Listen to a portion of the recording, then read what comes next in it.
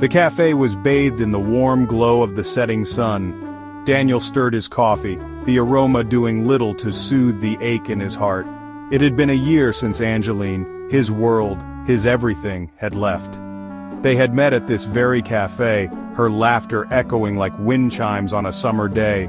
She had a way of making everything brighter, their love a beacon in the darkest of nights. Angeline's absence was a constant presence, a shadow that followed him everywhere. He saw her in the rustling leaves, heard her laughter in the chirping of birds. The pain of her loss was a physical sensation, a tightness in his chest that took his breath away. He withdrew from friends, seeking solace in shared memories and faded photographs. Daniel clung to their past, replaying moments like cherished films. He told himself that moving on would be a betrayal, that forgetting her would be the ultimate act of disrespect. He was trapped, a prisoner of his own grief. The world continued to spin, but Daniel remained frozen, lost in the winter of his sorrow. One morning, Daniel woke to a sliver of sunlight piercing through his curtains. It was as if a tiny spark had ignited within him, a flicker of hope in the darkness.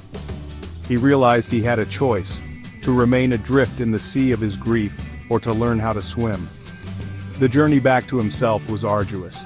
He started with small steps, venturing out for walks, revisiting their favorite spots. He allowed himself to feel the pain, to cry, to grieve. He reached out to friends, their love and support a lifeline in the storm. Slowly, life began to seep back into his days. He rediscovered his passion for painting, his canvases becoming expressions of his sorrow, his hope, his healing. He realized that moving on didn't mean forgetting Angeline. It meant learning to carry his love for her in a way that allowed him to embrace life again.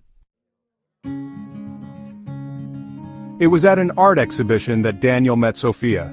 Her eyes, sparkling with intelligence and warmth, held a hint of sadness that resonated with him. They talked for hours that evening, about art, about life, about loss.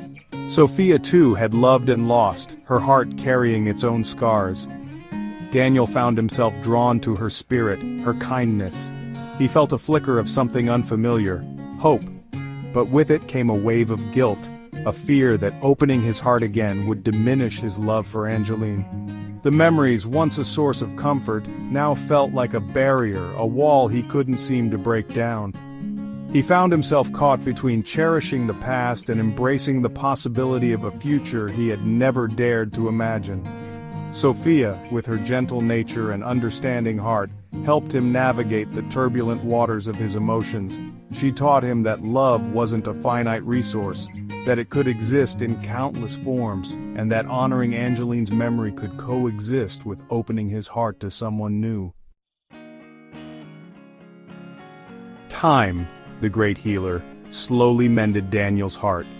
He realized that moving on wasn't a betrayal of his love for Angeline, but a testament to the strength and resilience of the human spirit. He would always carry her memory in his heart, a bittersweet melody that would forever be a part of his life's soundtrack. He allowed himself to love Sophia, their love a testament to the enduring power of the human heart to heal and love again. Their love story wasn't a replacement for the one he had shared with Angeline, but a new chapter, one filled with its own unique beauty and depth. Life, Daniel learned, was a tapestry woven with threads of joy and sorrow, love and loss. By embracing the entirety of his journey, he discovered a strength he never knew he possessed. He learned that moving on wasn't about forgetting, but about learning to live fully, carrying the love and memories of the past as he stepped boldly into the bright, unknown future.